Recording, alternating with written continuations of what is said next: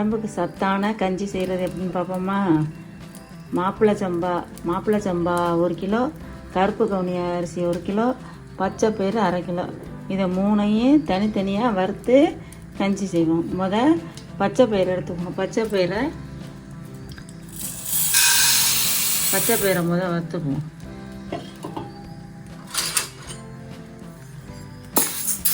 பச்சை பயிறு நல்லா வாசம் வர வரையும் வறுக்கணும்.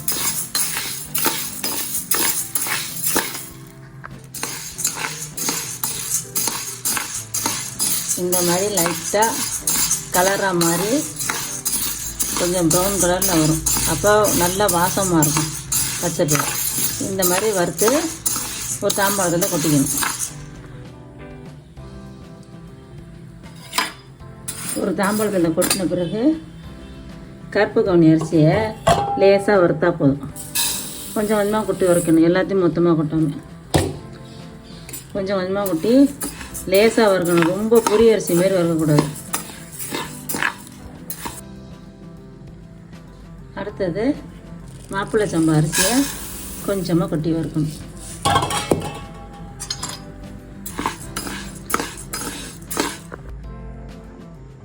மூணையும் தனித்தனியாக வறுத்தாச்சு. பச்சை பயிறு, கருப்பு கவுனி அரிசி, மாப்பிள்ளை சம்பா இது வறுத்தாச்சு. எல்லாம் ஆறின பிறகு இதை ரவா மாதிரி நுணுக்கணும். பச்சை பயிரை இந்த அளவுக்கு குறைன்னு ரவா பதத்துக்கு நுணுக்கிக்கணும். நுணுக்கி ஒரு பாத்திரத்தில் கொட்டிடணும்.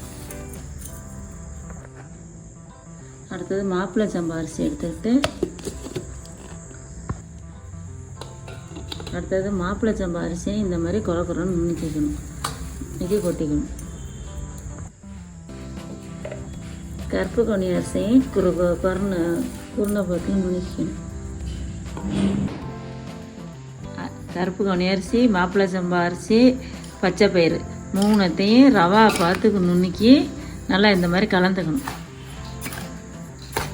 கலந்துட்டு இதில் நம்ம ஜீரகம், மிளகு, உப்பு, பூண்டு எல்லாம் சேர்த்து கஞ்சி வைப்போம். ரவா பதத்துக்கு நுணுக்கின அரிசியை நம்ம ஸ்டோர் பண்ணி வச்சுக்கிட்டு எப்போ வேணாலும் இந்த மழை காலத்தில் கஞ்சி வச்சுக்கலாம். அது கஞ்சி வைக்கிறதுக்கு 2 டம்ளர் அரிசி நுணுக்கின அரிசி எடுத்துக்கிட்டேன். உப்பு, தேங்காய் மூடி 1, ஜீரகத்தூள், மிளகுத்தூள், 2 பூண்டு பல் எடுத்து நம்ம கஞ்சி வைப்போம். கஞ்சி வைக்கிறதுக்கு குக்கர் அடுப்பில் வச்சு 1 டம்ளருக்கு 3 டம்ளர் தண்ணி ஊற்றிக்கணும். தண்ணி ஊற்றிக்கிட்டு தண்ணி கொதித்த பிறகு அந்த நுணுக்கின அரிசியை போடணும். நுணுக்கின அரிசியை போட்டுட்டு இந்த பூண்டு பல்லும் மிளகு ஜீரகம் இருக்குல்ல அதையும் அதில் போட்டுடணும். உப்பையும் அதில் ஊற்றணும். போட்டு ஒரு கலர் கழுவிக்கணும்.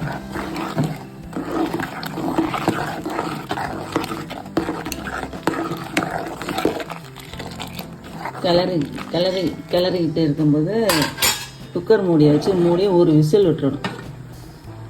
கொதித்த பிறகு தான் போடணும். அப்போ தான் அந்த மாவு கெட்டி போடாமல் இருக்கும்.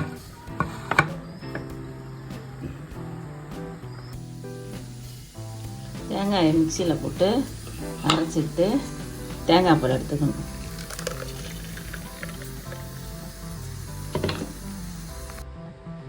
விசில் போன பிறகு அதை திறந்து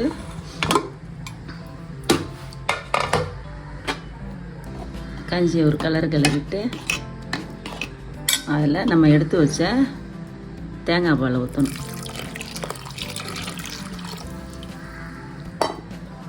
தேங்காய் பாலை ஊற்றி கிளறிட்டோம்னா கஞ்சி ரெடி ஆயிடுச்சு.